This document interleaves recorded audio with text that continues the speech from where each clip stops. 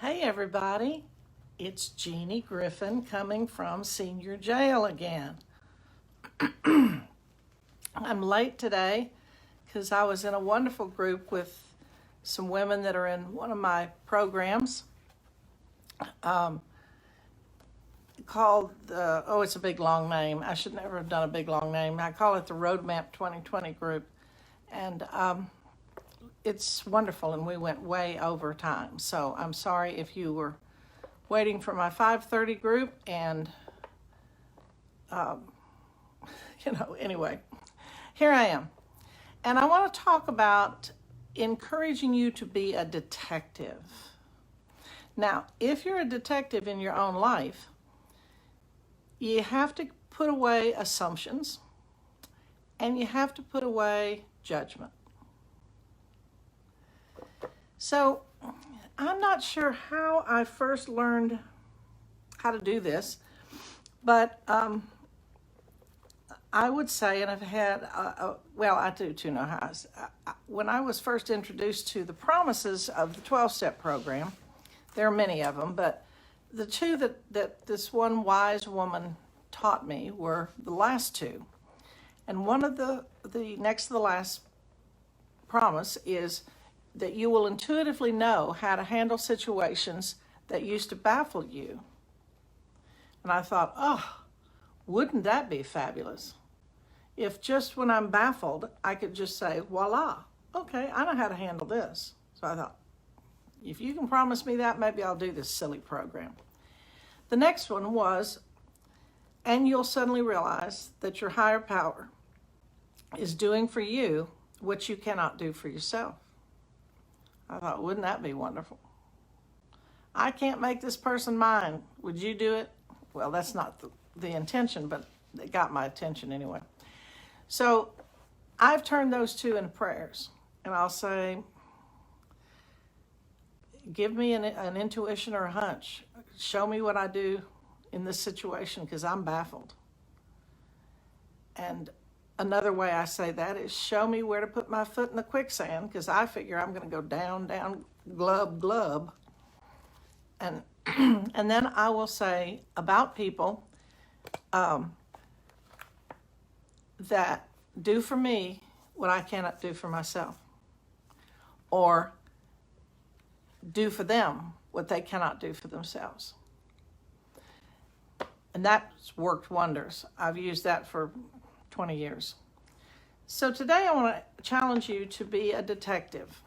When something comes up for you, or you want to know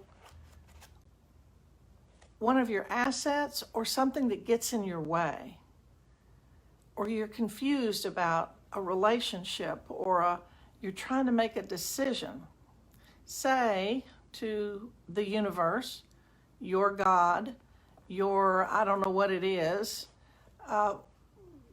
say, reveal to me what you would have me know about so-and-so.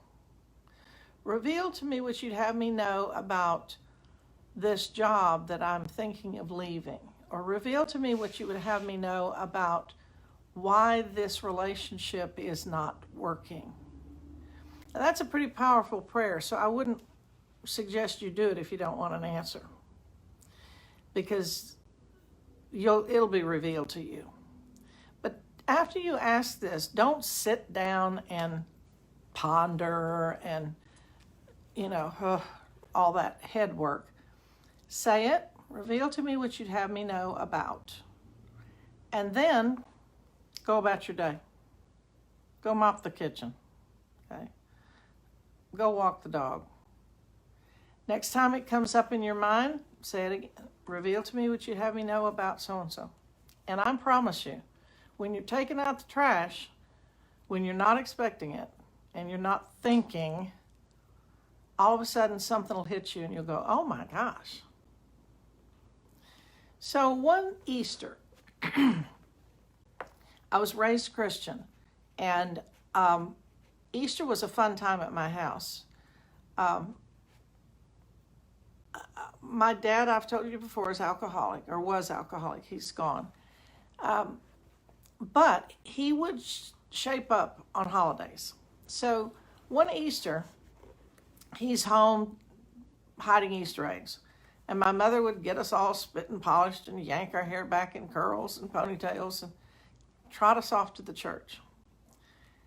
And on Easter, my little town of 3,000 met at the football field for the sunrise service.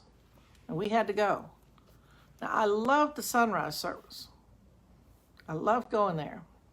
So when I came into a 12-step program, I had rejected God completely. I thought, screw you and the horse you rode in on. I am tired of Christianity. I'm tired of God.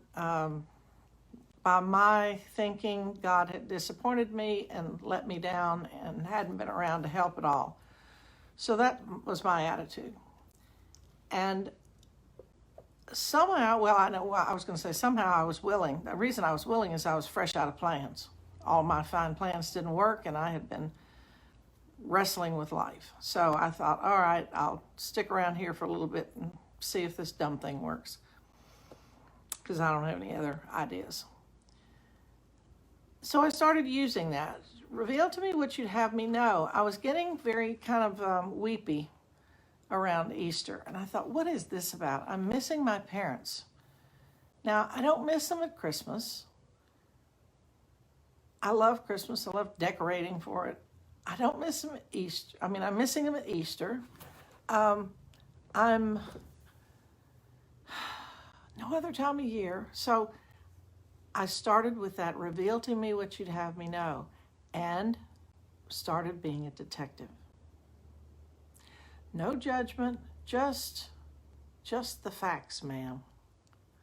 No judgment, no assumptions, just what is this about? And I remembered my mom would haul us off to church, and then my dad would be setting up for Easter egg hunt. And it was a fun day. It was a good day. He wasn't drinking, they weren't fighting. And they lived happily ever after day. And then I remembered but my father wouldn't deign a church. There was no way he wasn't going to go in that church and sit with those hypocrites. And we drive by a church. And there was a lady that was always there praying. And like I said, our town was this big, so we all knew her car and knew she was there. And when we'd go by, we'd have to go through a bump, so my father would slow down. And he'd look over to the left and he'd say, well, there's Miss So-and-so cramming for finals. And my mother would say, don't say that. And all of us kids are in the, in the back seat. And we would giggle because we knew what he meant. She's cramming to try to get into heaven, wants to make sure she passes the finals. And we thought it was hysterical. So he had no use for organized religion. And then later I learned, our roots are Irish, and he was not Irish Catholic. He was Irish Protestant. So there was all of that, and then all the potato famine and all that baggage from Ireland. Anyway, so I thought, I'm going to be a detective. And then I remember what bubbled up first. So I remembered we had a church pew in our backyard, and Dad refinished furniture. And I think, how did we get a church pew? Everybody else has a picnic table. How did we get a church pew? This is very odd. Anyway, and I've talked about this before. He would get drunk, he'd be drinking, and the weather would be changing, and fall would be coming, and my sister and I would sit next to him on the church bench, and he'd say, let's look for tornadoes. And I think, okay, let's do. So, that's a whole separate story about how I then fell in love with alcoholics who promised me some exciting life. That started on that church pew. But anyway, we would look for the tails of tornadoes. And then there'd be lightning and thunder, and it was wonderful. Meanwhile, my mom is inside trying to figure out how to feed 6 people on 1 can of tuna, and probably wishing we'd all be struck by lightning, but nonetheless, we would be spit and polished, and off we'd go to church.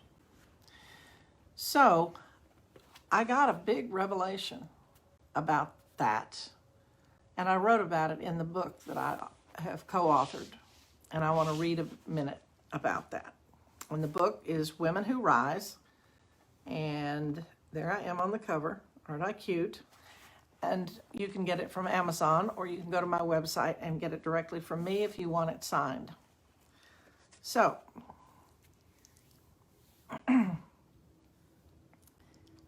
my mother and father both died by the time I was 21, between 20 and 21.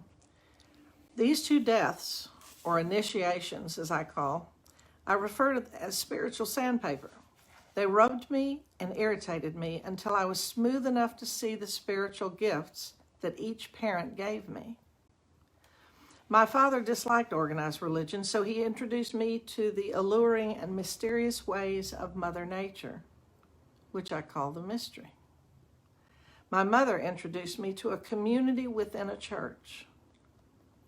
Years later, I would realize that the spiritual gift my father gave me was the gift of mystery. And the spiritual gift that my mother gave me was the gift of community. Both gifts have become the fundamental foundation of my work with others.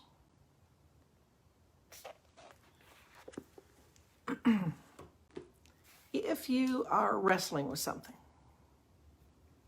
just say, reveal to me what you'd have me know about, fill in the blank. And see what emerges for you. See what piece of the puzzle shows up and fits together for you.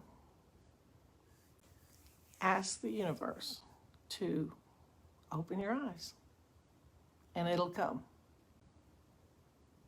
I love you, and there's not a damn thing you can do about it. I hope you're having a wonderful evening, and I'll see you again soon. Bye.